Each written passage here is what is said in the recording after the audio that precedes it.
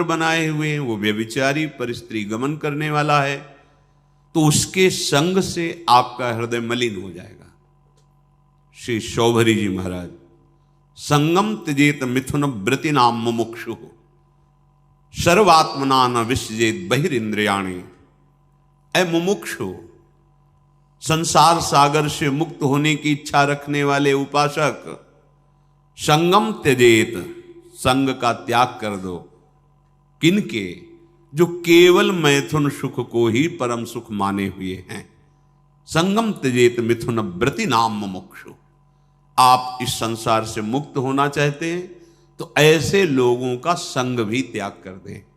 ना स्त्री प्रसंगी मिलत यत, तो इदम स्थानमाश्रित्य। कैसे हम आश्रय लें, कैसे हम मान लें कि हम प्रिया प्रीतम के हो गए? ऐसे मानो, ऐसे चलोगे तो तुम्हारा हृदय स्वीकार कर लेगा। तुम अगर गंदे आचरण करोगे तो केवल बातें रहेंगी, हृदय स्वीकृत नहीं होगा प्रिया प्रीतम के चरणारविंद की शरणागति से, तो फिर निर्भय, निश्चिंतता, निशोकता आ ही नहीं सकती। अगर नहीं आ रही तो आप में कहीं ऐसी त्रुटियां हैं, उनको सुधारिए। श्रीपाद कह रहे हैं सर्वम द्वंद्वातीतोत्र।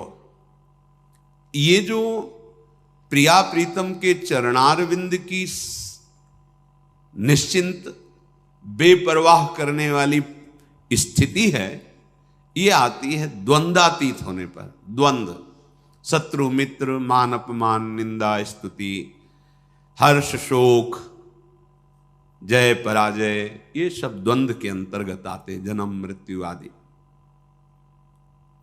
अगर आप श्री वृंदावन का आश्रय लेकर ये सावधानी करते हैं कि अपने चित्त से चिंतन राधा राधा राधा, कोई पद गाए, वृंदावन की परिक्रमा का चिंतन, यमुना जी का चिंतन, सत्संग का चिंतन, रसिकों का चिंतन, यहां की किसी एक लता को अपने नेत्र में बैठा लो, रोज उसको प्रणाम करो, मन से आलिंगन करो, दर्शन करो, कहीं भी हो, एक लता आपको प्रिया प्रीतम की प्राप्ति करा देगी। वृंदावन की लता सम कोटि कल्प तरुणाई। बड़े भाग्य, अहो भाग्य। बात मान लो, बस सच्ची बताना, आपका चित्त संसार का चिंतन करता है या प्रभु का? सच्ची बताना। अपने तो घर के हैं, ऐसे उनका संसार का, तो हम कहा हम खोपड़ी के बल खड़े होकर समझाएं तो भी समझ में नहीं आएगा आपकी। क्यों नहीं समझ में आए? चित्त का चिंतन संसार का हो रहा है, तो हम भगवान को कैसे जान जाओगे? संसार के चिंतन से रहित जो चित्त होता है उसको जानना नहीं पड़ता, भगवान खुद परिचय दे देते हैं। सोई जाने जेहि देहु जनाई। भगवान क्या हैं, भगवान कैसे हैं, भगवान का कैसा ये संसार रूप है, भगवान की कैसी दिव्य लीला है, ये सब स्वयं जगत गुरु भगवान आपके हृदय में बता देंगे। आपका कार्य है एकमात्र भगवान की आज्ञा पालन करना। भगवान की आज्ञा है मेरा अनन्य चिंतन तुम करो और बेपरवाह हो जाओ।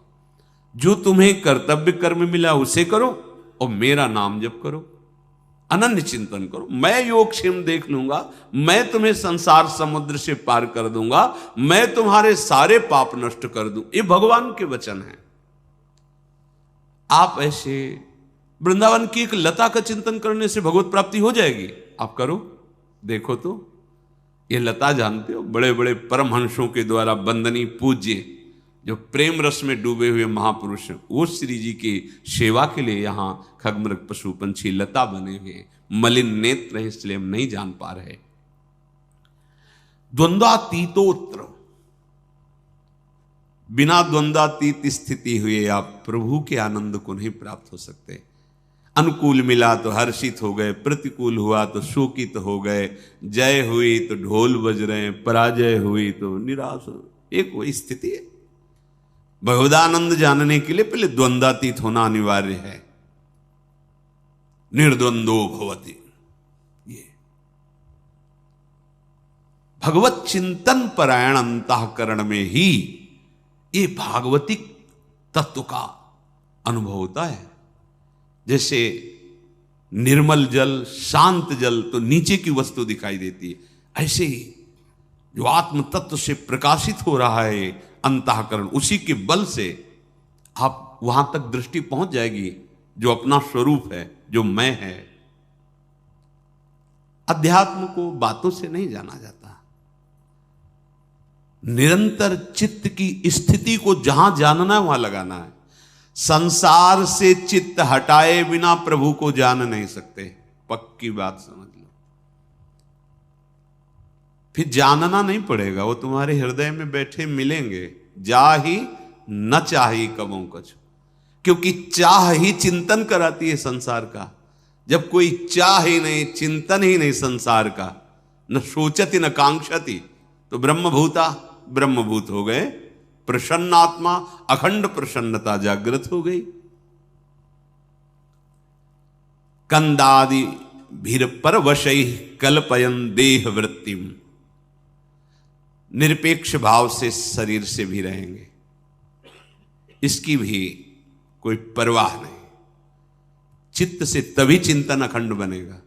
देह चिंतन, देह के निर्वाह का चिंतन आराध्य देव पर, जो हमें उपासना या कर्म कर्तव्य मिला है उसे दृढ़ता पूर्वक करते हुए भगवत स्मरण परायण, जो मिल जाए भगवत इच्छा से, देह पालन हेतु, वो वस्त्र वो भोजन, विलासिता का भाव अंदर नहीं होना चाहिए, जैसे प्रभु रखें। तो अत्युज्वल भाव आपके हृदय में प्रकाशित हो जाएगा। एक एक शब्द समझो। अगर आप ऐसे चलोगे तो भावे नात्युज्वले नात्मनि मधुरतरे न्यस्य राधा पदाब्ज, जिसकी चाह है वो बात बन गई। कैसे बनेगी? किसी भी स्त्री की तरफ काम भाव से मत देखो, चरणों की तरफ देखो, निकल जाओ।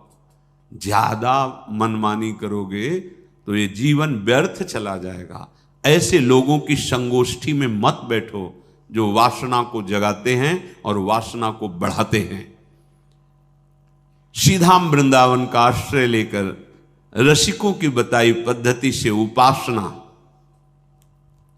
तो अपने आप द्वंद्वातीत होते चले जाएंगे। क्योंकि उपासना आपको सहनशीलता प्रदान करेगी। सहनशील व्यथित नहीं होता, बहुत संपत्ति आ जाए तो भी उदासीन रहता है। जाना है यार, कुछ नहीं जाएगा, क्यों फूल रहे हो? सब कुछ नष्ट हो गया, जाना है, क्यों शोक कर रहे हो? क्यों भूल रहे हो? अपने पास तो अक्षुण्ण संपत्ति है, अविनाशी सी श्यामा श्याम, क्यों शोक करते हो? यहां सब कुछ जाना है। इतना सुंदर विवेक रहता है कि सहनशील महात्मा द्वंद्वातीत हो जाता है। चाहे कोई गृहस्थ में हो चाहे विरक्त में हो, महात्मा एक स्थिति है का नाम है। जो महात्मा है वो एक स्थिति है, साधुता एक स्थिति का नाम है। जैसे प्रधानमंत्री एक पद है, ऐसे साधुता एक स्थिति का नाम है। वेश मात्र को नहीं, स्थिति जहां कहीं साधु का वर्णन होगा वहां लक्षणों का वर्णन, स्थिति का वर्णन पाया गया है। ये तो आचार्य परंपरा से वेश दिया गया है। वेश है, स्थिति नहीं तो अधूरा। बिन विवेक वैराग्य भक्ति बिन सत्य नये को मानो, भगवत विमुख कपट चतुराई सो पाखंडे जानो, भगवत ऋषि जी महाराज कह रहे हैं। अगर वेश है और उद्देश्य भी पक्का है तो सोने में सुगंध मानो, फिर क्या कहना है? फिर तो सतरति सतरति सा लोकांतार्यति मम भक्ति युक्तो भुवनम पुनातु, लोक के लोक पावन करने की सामर्थ्य महात्मा रखता है। हम देह को बहुत दुलार करते हैं, इसी के भरण पोषण में, इसी की चिंता में। देख लो, आप देखो, इसी की चिंता में, इसी के भोगों में, इसी के संग्रह में, तभी हम द्वंद्वों पर विजय प्राप्त नहीं कर पाते। यदि हम भगवत चिंतन परायण हों तो इतना सुंदर विवेक जागृत हो जाता है। हर द्वंद्व में वो सम रहता है, स्तुति में, प्रशंसा में, निंदा में, अपमान में, चाहे जैसी परिस्थिति हो, इतना सुंदर विवेक रहता है। वो अपने को बचा लेता है, उसमें फंसने नहीं देता। तो क्या स्थिति आती है? ऐसे उपासक बोले अत्युज्वल, मधुर से मधुर चित्त में श्री राधा चरणारविंद का प्रकाश, ये परम लाभ। यत पाद पद्म नक्षचंद्र मणिच्छटाया, ऐसी अद्भुत छटा प्रेम की विकलता आ जाए तो द्वंद्वम वृंदावनांतर्गमय दिन निशा नित्य तन्नाम जापी। आहा, श्रीपाद कह रहे हैं यदि आप, अब देखो जो ऊपर बताया कि इस पर आपको सावधान रहना है, तो इस पर हमारे पास बल नहीं है कि हम रोक सके, तो कह रहे हैं नित्य निरंतर तन नाम, उनका नाम जप करो। किनका? जिनका वृंदावन है, राधा राधा राधा। द्वंद्वम वृंदावनांतरगमय दिन निशा नित्यम तन नाम जापी। क्या परेशानी, राधा राधा राधा राधा। ना तो पवित्रता अपवित्रता का कोई, ना कोई ऐसा कि इस समय नहीं, इस समय हर समय श्रीपाद के दिन निशा, रात दिन नित्यम तन नाम जापी। जो तन नाम जापी है वो न स्त्री प्रसंगी मिलती, यद इदम स्थानमाश्रित सर्व। वो साध्य साधन से, वो काल के भय से, तीनों तापों के भय से, पाप पुण्य के बंधन से, हृदय के अंधकार का नाश करके दिव्य ज्ञान प्रकाशित, समस्त द्वंद्वों पर विजय, ये सब प्राप्त हो जाता है। अच्छे से समझ लो, वृंदावनांतर्गमय दिन निशा नित्य तन नाम जापी। रात दिन वृंदावन में जिनकी जय घोष होती रहती है, महारानी जो राधा राधा राधा राधा राधा। लालजू के हृदय का आह्लाद, प्रेम मूर्तिमान शांद्रानंद घन प्रेम मूर्ति किशोरी, राधा राधा। मान लो सब स्थितियां आपके हृदय में आ जाएंगी। अब बातें केवल करो और नाम जप ना करो, धाम चिंतन सत चिंतन न करो, फिर ये स्थिति कहां से आएगी? जहां चिंतन करते हो वही दशा आएगी आपके अंदर। विषयों का चिंतन करते हो तो विषयों की दशा आएगी। विषय नाशवान, परिवर्तनशील, शोक में, दुख में, दुखालयम में दुख ही तो है। तो यही आपको प्राप्त हो रहा है। बचना चाहते हो इससे, और चिंतन करते हो वही जिससे आपको ये दुख प्राप्त हो। चिंतन बदलो, आचरण बदलो, लक्ष्य आपका दृढ़ हो। असत नहीं सत, असतो मां सदगमय। जो हम असत शरीर असत व्यवहार में हैं, अब हमारी यात्रा सत की होगी, सच्चिदानंद की होगी। श्री विदुर जी महाराज धृतराष्ट्र जी को उपदेश करते हैं। नवद्वारमिदं वेश्म त्रिस्थूणम पंच साक्षिकम क्षेत्रज्ञाधिष्ठितम विद्वान यो वेद स परः कवि। हे महाराज धृतराष्ट्र, आंख कान आदि ये 9 द्वार वाला जो देह है, शतोगुण रजोगुण तमोगुण रूपी खंभों से ये स्थित है, अर्थात त्रिगुण के द्वारा ही इसकी रचना हुई है। 5 ज्ञानेंद्रियां विषयों को भोगने वाली हैं, परिचय कराने वाली। आत्मा राजा की तरह विराजमान है। इस महल में 9 द्वार वाले राजा की तरह आत्मा विराजमान है। अब मंत्री बड़े बेईमान हो गए, गलत सलाह देने लगे।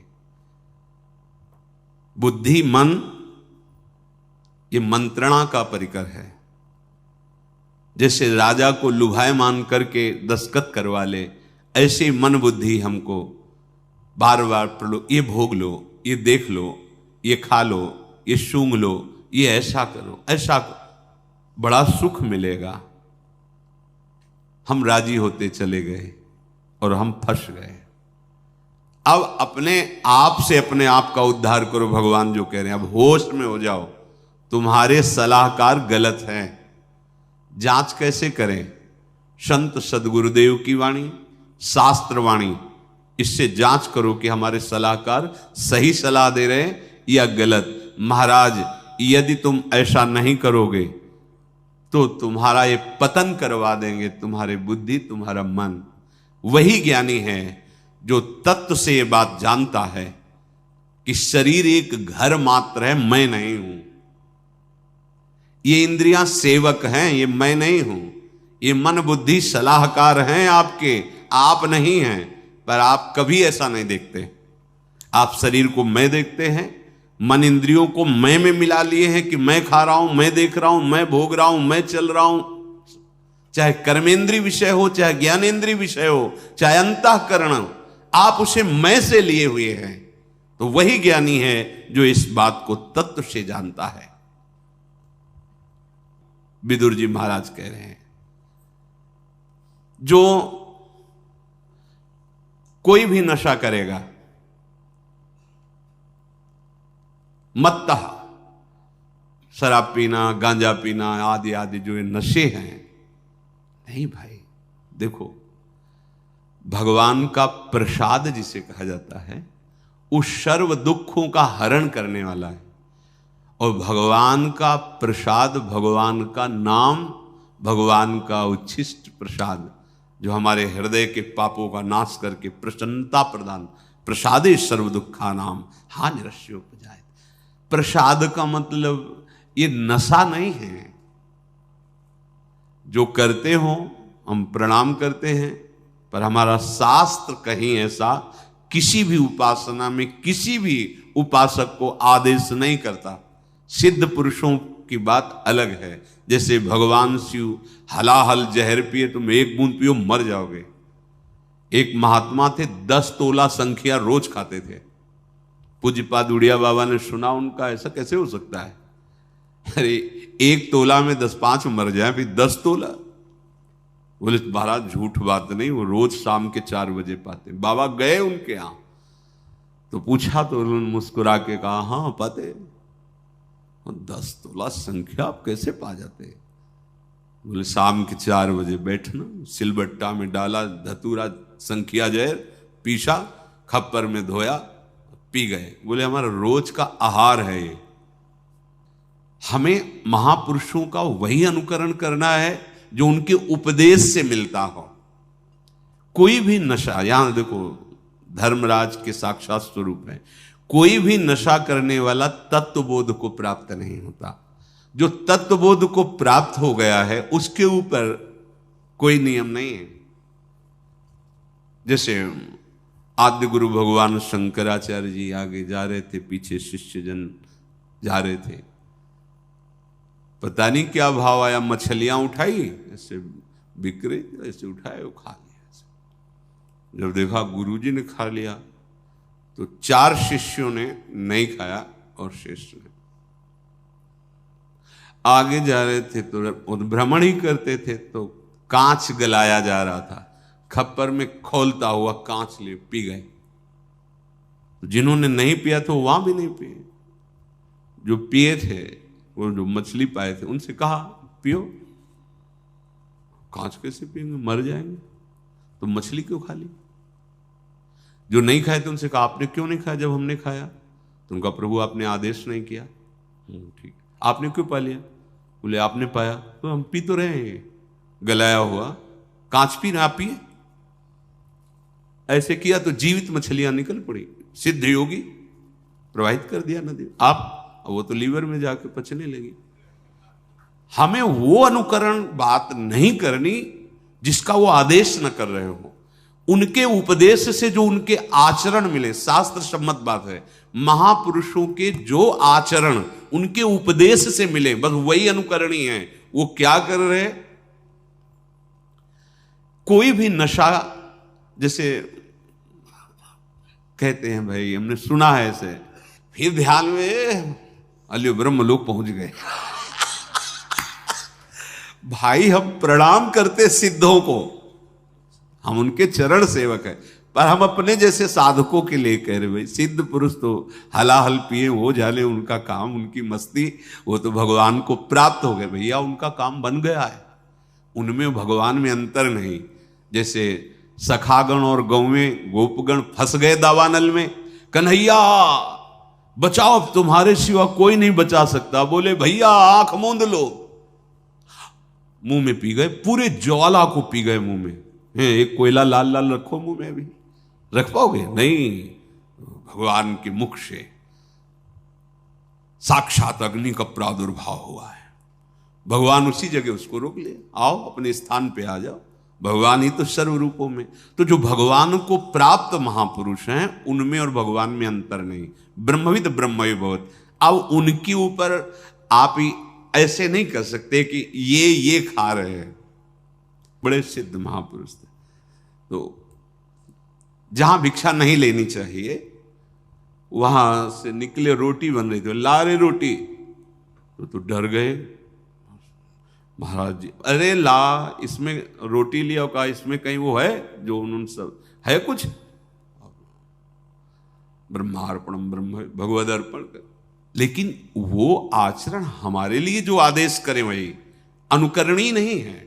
महापुरुष जो आचरण कर रहे हैं वो आचरण उनके उपदेश से मिलता है कि नहीं? अगर नहीं मिलता तो हम प्रणाम करते हैं, वो हम कर नहीं सकते। कोई भी नशा साधक को, हम सिद्धों के लिए नहीं कहते।